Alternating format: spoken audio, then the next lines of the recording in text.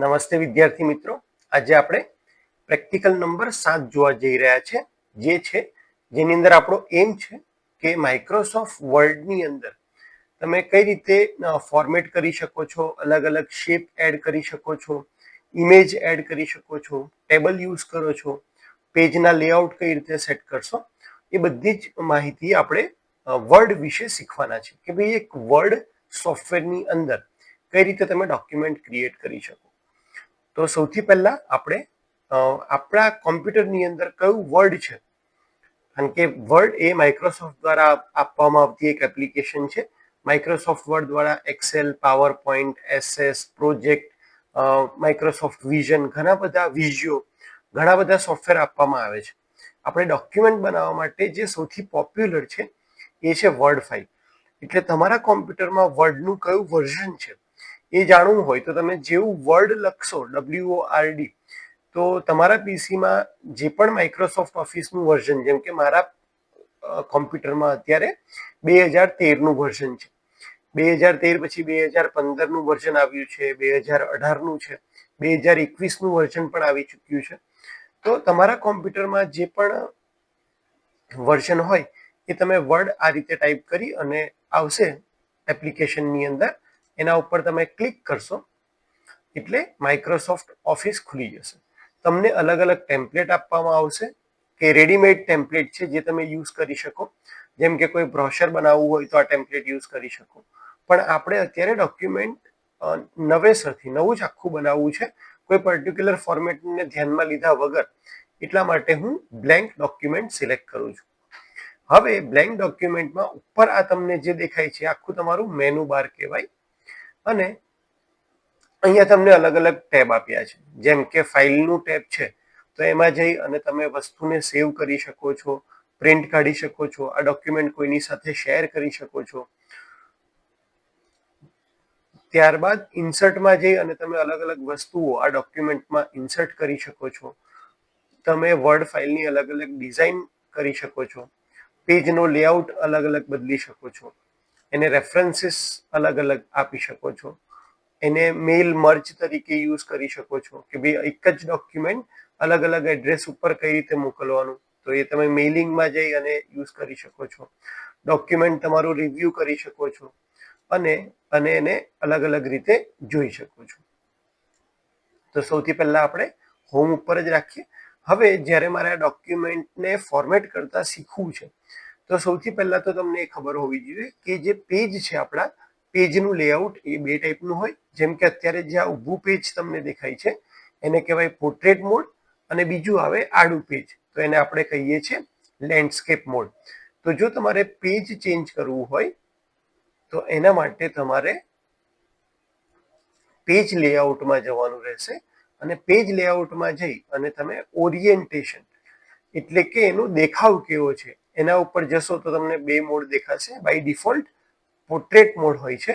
હું અહીંયાથી જેવું લેન્ડસ્કેપ સિલેક્ટ કરીશ એટલે તમે જોઈ શકો છો કે પેજ આડું થઈ ગયું છે.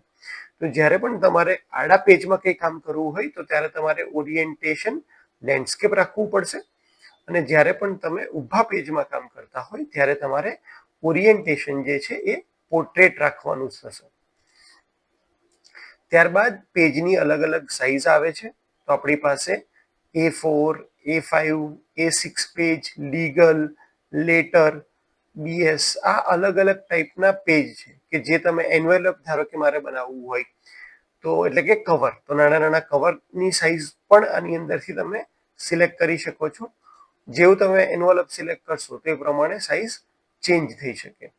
તો સાઇઝમાં જઈ અને તમે આ અલગ અલગ સાઇઝ સિલેક્ટ કરી શકો છો. બાય ડિફોલ્ટ આપણું જે એક પેજ આવે છે, ધારો કે આ પેજ તમારું સિમ્પલ છે, આ પેજ આપણું A4 સાઇઝનું આવતું હોય છે, અને એટલા માટે નોર્મલ બધા જ કામમાં આપણે સાઇઝ A4 સિલેક્ટ કરતા હોઈએ છીએ.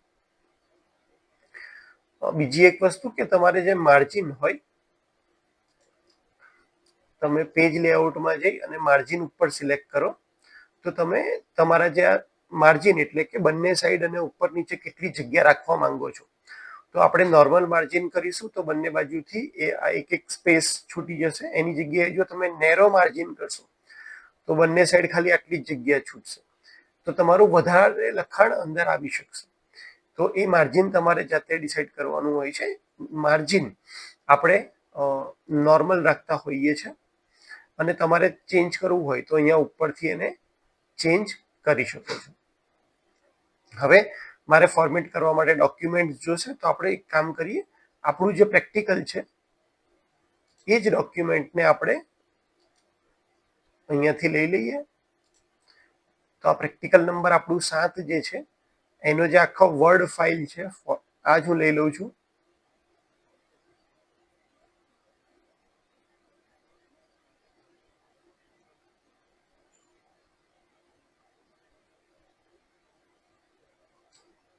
અને આ ડોક્યુમેન્ટને કોપી કરી અને મારા વર્ડ ફાઇલની અંદર હું પેસ્ટ કરી દઉં છું. તો હવે આપણી પાસે એક ડોક્યુમેન્ટ આવી ગયું છે કે જેને આપણે ફોર્મેટ કરી શકીએ. તો સૌથી પહેલા વાત કરીએ કે ભાઈ કઈ રીતે હું ડોક્યુમેન્ટને ફોર્મેટ કરી શકું. જેમ કે અમારો પ્રેક્ટિકલ નંબર 7 છે. અહીંયા જેવું કીબોર્ડ ઉપર ટેબ લખ્યું છે એ ટેપ કરતો જઈશ તો એક સાથે મને વધારે આખી એક જગ્યા આપતું જશે જ્યાં હું મારી ડેટ લખી શકું. ત્યારબાદ હવે મારો એમ છે, અહીંયાથી હું એને છૂટું કરી દઉં છું. જેવું તમે સ્પેસ એન્ટર આપશો એટલે તમારી લાઈન નીચે જતી રહેશે. આ જે ટેક્સ્ટ છે એ કઈ છે મારે જાણવું હોય તો હું હોમ ઉપર જાઉં તો મને દેખાશે કે આ કેલિબ્રી બોડી નામની ટેક્સ્ટ છે. જનરલી કોલેજ લાઈફમાં આપણે જે પણ રિપોર્ટ લખીએ, પ્રેઝન્ટેશન આપીએ એ બધામાં આપણે times new Roman word select કરતા હોઈએ છીએ. તો અહીંયા તમારે જઈ હોમમાં જે ઓપ્શન દેખાય છે ત્યાં જઈ અને તમે ટાઈમ્સ ન્યૂ રોમન લખશો. ટાઈમ્સ ન્યૂ રોમન એટલે આવી જશે અહીંયા ટાઈમ્સ ન્યૂ રોમન ફોન્ટ. અને આપણે જે ફોન્ટની સાઇઝ છે એ 12 રાખીએ છીએ.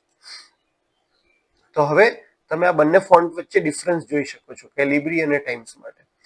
તો આપણે આપણા જે ફોન્ટ છે એ 12 ના રાખીશું અને ટાઈમ્સ ન્યૂ રોમન. હવે ધારો કે આ ટાઇટલ છે તો ટાઇટલ મારે મોટા અક્ષરથી રાખવા હોય તો એમાં ફોન્ટ હું અહીંયાથી વધારી શકું છું. 14 ના ફોન્ટ કરી શકું, 16 ના ફોન્ટ કરી શકું, આવી રીતે. અથવા હું એને અહીંયાથી અલગ અલગ ટાઈપનું હેડિંગ આપી શકું. જેમ કે અહીંયા જુઓ તમે તો બ્લુ કલરથી આવી ગયું છે. અહીંયા એક અલગ ફોર્મેટ છે. અહીંયા ટાઇટલ જેવું લાગે તો થોડા મોટા અક્ષરથી છે. એવી રીતે અહીંયા અલગ અલગ ટાઈપના તમને ટાઇટલ ના ઓપ્શન્સ આપ્યા છે જે તમે તમારા ડોક્યુમેન્ટ માટે સિલેક્ટ કરી શકો. હવે વાત કરીએ કે મારે અંદર કોઈ ધારો કે મેં આટલું લખી દીધું, મારા ઓબ્જેક્ટિવ આ છે કે કોઈ પણ ડોક્યુમેન્ટ કઈ રીતે ક્રિએટ કરવા. તો સૌથી પહેલા મારે કોઈ નવું ડોક્યુમેન્ટ, હું મેં વર્ડ ફાઇલ ખોલી લીધી, મારે કોઈ નવું ડોક્યુમેન્ટ બનાવવું છે તો હું ફાઇલમાં જઈ અને ન્યૂ લખીશ તો તરત મારી પાસે ન્યૂ ડોક્યુમેન્ટનો ઓપ્શન આવી જશે અને એવી રીતે નવું ડોક્યુમેન્ટ ખુલી જશે. ત્યારબાદ જો મારે કોઈ ઇમેજ એડ કરવી છે અંદર તો હું ઇન્સર્ટમાં જઈશ. ઇન્સર્ટમાં જઈશ અને પિક્ચર્સમાં જઈશ. જેવું હું પિક્ચર્સમાં જઈશ એટલે મને અલગ અલગ ઓપ્શન દેખાડશે. જે પિક્ચર્સ મારે સિલેક્ટ કરવું હશે એને હું સિલેક્ટ કરીશ અને ઇન્સર્ટ કરીશ એટલે મારા ડોક્યુમેન્ટની અંદર એ પિક્ચર આવી જશે. મારે એને કટ પેસ્ટ અથવા ક્રોપ કરવી હોય તો હું રાઈટ ક્લિક કરી અને ક્રોપનો ઓપ્શન આવશે. એની મદદથી આ ડોક્યુમેન્ટને હું જે રીતે જેટલું મારે રાખવું હોય એટલું હું એને ક્રોપ કરી શકીશ. તો તમે આ રીતે ડોક્યુમેન્ટની અંદર ઇમેજ એડ કરી શકો છો, તમારા ફોન્ટ નાના મોટા કરી શકો છો, ટાઈમ્સ ન્યૂ રોમન સિલેક્ટ કરી શકો છો. હવે એક આ તમે જુઓ અહીંયા જે બધા લાઈન છે એ આગળ પાછળ છે. મારે જોઈએ છે કે પેજની અંદર કેવું બંને સાઈડ, ધારો કે ડાબી સાઈડ જેવી રીતે સ્ટ્રેટ લાઈન આખી એક જ લાઈનની અંદર આવે છે, જમણી બાજુ પણ એક જ લાઈનમાં એવી રીતે આવે. તો અહીંયા તમારી પાસે જે પેરેગ્રાફ નામનું ટેબ છે એમાં એક ઓપ્શન છે જસ્ટિફાઈ કરીને. જેવું હું જસ્ટિફાઈ ઉપર ક્લિક કરીશ એટલે તમે જોશો કે આ જે વર્ડ છે એ બધા એક જ લાઈનમાં આવી ગયા.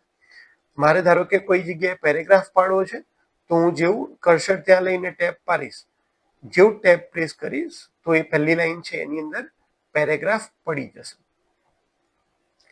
ત્યારબાદ ધારો કે મારે દરેક લાઈનને કોઈ નંબર આપવા છે, તો નંબરિંગ અને બુલેટ માટે આપણી પાસે અહીંયાથી બુલેટ્સનો ઓપ્શન છે અને અહીંયાથી નંબરિંગનો ઓપ્શન છે કે તમે તમારા ડોક્યુમેન્ટને લાઈન વાઇઝ નંબર આપી શકો છો.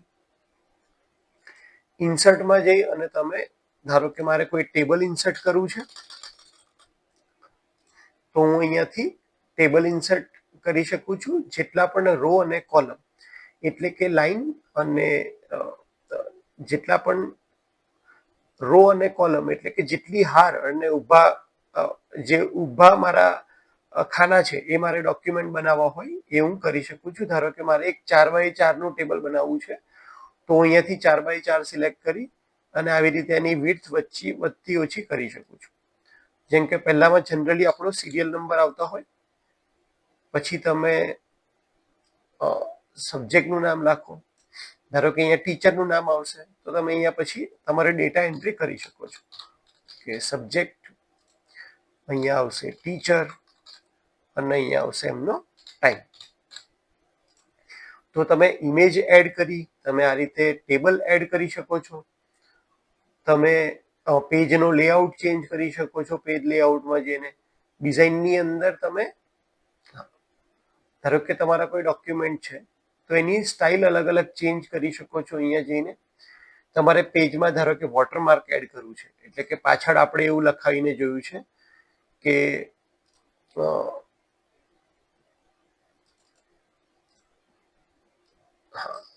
મારે વોટરમાર્કની અંદર પાછળની સાઈડ આ હું સિલેક્ટ કરું છું અને ત્યાં લખવું એવું છે કે GTU,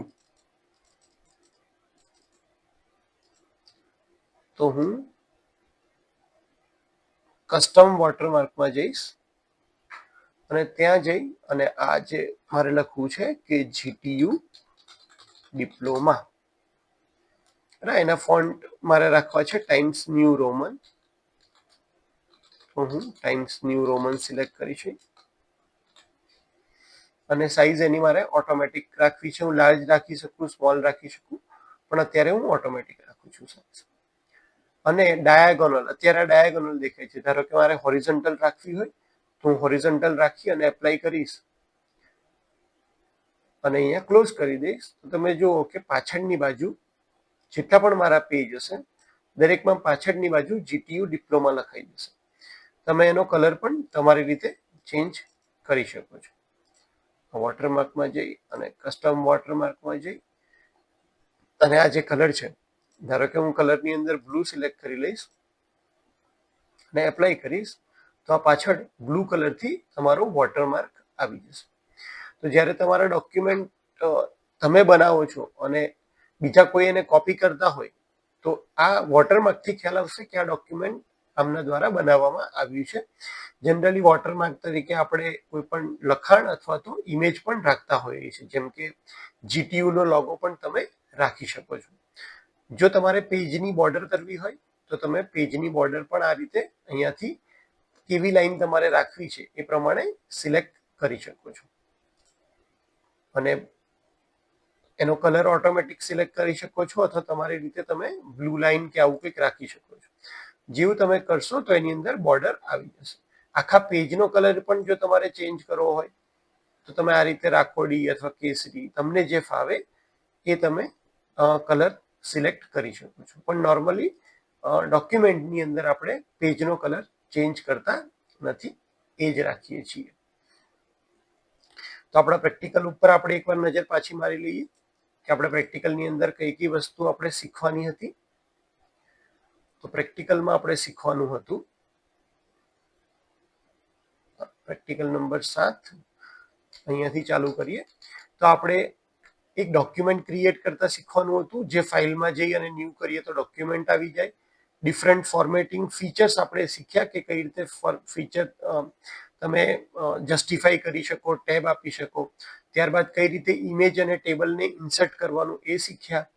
પછી પેજનું લેઆઉટ, ધારો કે એની સાઇઝ કઈ હોય, ઓરિએન્ટેશન કયું છે, માર્જિન કોને કહેવાય, કોલમ કઈ રીતે તમે ચેન્જ કરી શકો, બેકગ્રાઉન્ડની અંદર કઈ રીતે શેપ એડ કરી શકો, એ બધું આપણું ઓબ્જેક્ટિવ હતું ડોક્યુમેન્ટની અંદર શીખવાનું. તો તમે 7.2 માં લખ્યું છે કે ભાઈ ફોર્મેટિંગ ફીચર કયા કયા હતા, તો કે તમે ફોન્ટને ફોર્મેટ કરી શકો, પેરેગ્રાફને ફોર્મેટ કરી શકો, એની સ્ટાઇલ ચેન્જ કરી શકો. જેમ કે અહીંયાથી હું એને હોમમાં જાઉં તો તમે બધાને બોલ્ડ રાખી શકો, ઇટાલિક રાખી શકો, બધા જે કામનું હોય એની નીચે અંડરલાઈન કરી શકો. તો અહીંયા અલગ અલગ ઓપ્શન તમને આપ્યા છે. આ બધાને યુઝ કરી અને તમને તમારી રિક્વાયરમેન્ટ પ્રમાણે તમે ડોક્યુમેન્ટને સેટ કરી શકો છો. ત્યારબાદ આપણે જોવા જઈએ તો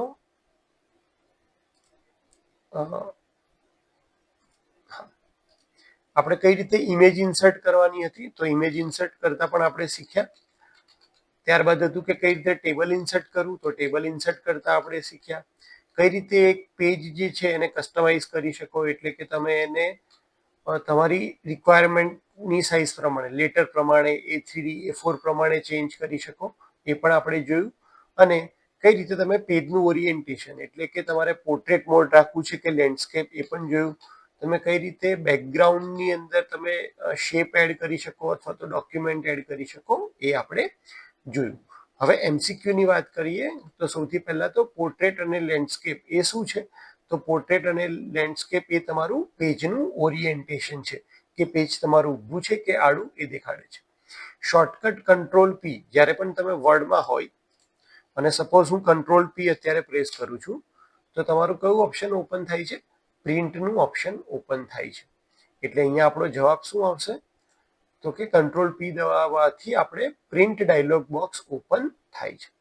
કંટ્રોલ+N દબાવવાથી આપણે નવું ડોક્યુમેન્ટ ઓપન કરીએ છીએ, તો આનો આન્સર આવશે સી, ન્યૂ ડોક્યુમેન્ટ. આનો આન્સર આવશે C, open print dialog box. અને પોર્ટ્રેટ અને લેન્ડસ્કેપ આર પેજ ઓરિએન્ટેશન, એટલે આનો આન્સર આવશે એ. ત્યારબાદ આપણે ચોથો MCQ જોઈએ તો which paper size is not available, તો A4 A5 અને A6 અવેલેબલ છે, A3 ની પેપર સાઇઝ અવેલેબલ નથી. ક્યાં જોયું હતું આપણે, તો આપણે પેજ લેઆઉટની અંદર જે સાઇઝના ઓપ્શન હતા એમાં જોયું હતું A4 અવેલેબલ છે, A5 અવેલેબલ છે, A6 અવેલેબલ છે, પણ A3 અવેલેબલ નથી. તો આનો ઓપ્શન આવશે A3A. કન્ક્લુઝન, તો આ પ્રેક્ટિકલમાંથી આપણે શું શીખીએ, તો કે વર્ડ જે એપ્લિકેશન છે એની અંદર ડોક્યુમેન્ટને ફોર્મેટ કરવાના અલગ અલગ ઓપ્શન આપણે શીખ્યા, અને કઈ રીતે આપણે એનો યુઝ કરી શકીએ એ આપણે શીખ્યા છે. અને છેલ્લે તમે ફેકલ્ટીની સિગ્નેચર કરાવશો એટલે તમારો પ્રેક્ટિકલ આ કમ્પ્લીટ થઈ જશે. તો હોપ કે તમને વર્ડ ફાઇલ વિશેનો બેઝિક આઈડિયા આવી ગયો હશે કે કઈ રીતે વર્ડ ફાઇલ કામ કરે છે, કઈ રીતે એમાં ડોક્યુમેન્ટ બનાવવા. અને બાકી તમે જેમ જેમ વધારે પ્રેક્ટિસ કરતા જશો એમ તમને વધારે આની અંદર વર્ડની અંદર ખ્યાલ આવતો જશે. વર્ડ શીખવું એટલા માટે જરૂરી છે કે કોઈ પણ ડોક્યુમેન્ટનું જ્યારે તમે રિપ્રેઝન્ટેશન કરતા હોય તો એના માટે વર્ડ એ અત્યારે સૌથી વધારે પોપ્યુલર એપ્લિકેશન છે, અને એટલા માટે તમને એની સાથે કામ કરતા આવડવું જોઈએ. હોપ કે તમને આ પ્રેક્ટિકલ ખ્યાલ આવી ગયો હશે. Thank you so much.